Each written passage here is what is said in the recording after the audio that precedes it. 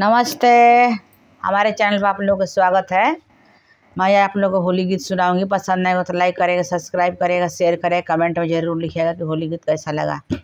देखी लो सखी लो, शंकर भगवान जाते नहीं अपने ससुरारी में तो उनकर सास सरहज कितना उनका कैसे स्वागत करी लो। देखी लो गीत के माध्यम से। भोला जाले ससुरार रंगवा लगावे ससुहजिया। भोला जाले ससुरार रंगवा लगावे सरहजिया। भोला जाले ससुरार रंगवा लगावे सरहजिया। भोला जाले ससुरार, भोला जाले ससुरार रंगवा लगावे सरहजिया।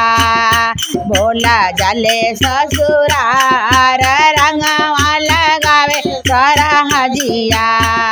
के हमके दिहे गौरा एक लोटा पनिया। के हमके दिहे गौरा एक लोटा पनिया। एक लोटा पनिया गौरा एक लोटा पनिया। ये पूछला कौन काम हो, अरे के ये पूछला कौन काम। रंगवा लगावे सरहजिया। भोला जाले ससुरार रंगवा लगावे सरहजिया। भोला जाले ससुरार रंगवा लगावे सरहजिया। सासू तोरे दिहे भोला एक लोटा पनिया। सासू तोरे दिहे भोला एक लोटा पनिया। एक लोटा पनिया भोला एक लोटा पनिया। अरे सरहज पूछी है कौन काम हो, अरे सरहज पूछी है कौन काम। रंगवा लगावे सरहजिया। भोला जाले ससुरार रंगवा लगावे सरहजिया।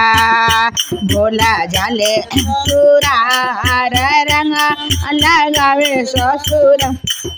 के तो के दिहे के हमके दिहे भोला यही आधा तुरावा। के तो के दिहे भोला भांगिया के गोलावा। भांगिया के गोलवा भोला भांगिया के गोलावा। के तो के दिहे भोला भांगिया के गोलावा। भांगिया के गोलवा भोला भांगिया के गोलावा। के पूछी है कौन काम हो, अरे के पूछी है कौन काम। रंगवा लगावे सरहजिया। भोला गैले भोला गैले ससुरार रंगवा लगावे सरहजिया। अरे सासू मोरा दिहे गौरा भांगिया के गोलावा। सासू मोरे दिहे गौरा भांगिया के गोलावा। भांगिया के गोलवा गौरा भांगिया के गोलावा। अरे सरहज पूछी है कौन काम हो, अरे सरहज पूछी है कौन काम। रंगवा लगावे सरहजिया। भोला गैले ससुरार रंगवा लगावे ससुरजिया। भोला गैले ससुराल रंगवा लगावे सरहजिया।